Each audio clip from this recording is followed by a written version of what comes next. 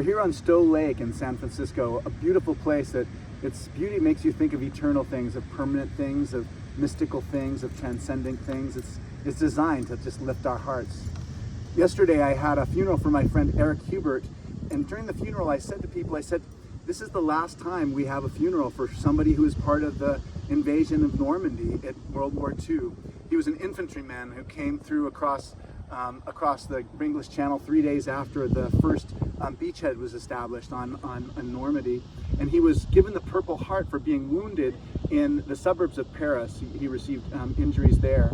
But you would never know from his life that he'd ever been tasked with a job of going to kill some other person, or that he'd ever been in the situation where someone was trying to kill him. He was an incredibly gentle person, and you could never have guessed that he had seen such terrible sorrow and suffering and pain and grief in his life. And part of the reason why you couldn't see it was because his hopefulness came from his deep Christianity. He was fundamentally a believer in Jesus. And one of the words that I used to describe him is he was a churchman. It's a word we don't use anymore because of its gendered connotation, and it's a word we don't use very much anymore either because of the idea has kind of been lost to us. But a churchman 2 generations ago was somebody who cared so deeply about the church, volunteered for the church, gave financially to the church, and in time took a role in the councils of the church too, in the leadership of the church. And Eric was all of this. He believed so much in the power of the church to transform people. And so he was an usher at Grace Cathedral for 45 years. Almost my entire life he was an usher at Grace Cathedral.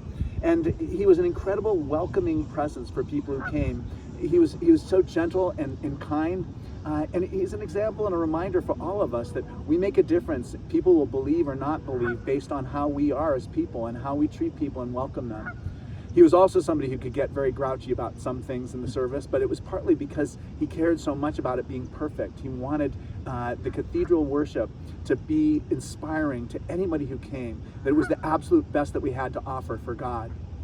Well, a lot of his ideas, a lot of that ways of approaching the world, they're going by the wayside, but all of us will either pass those ideas on to our children and the next generation, or we'll fail to do so.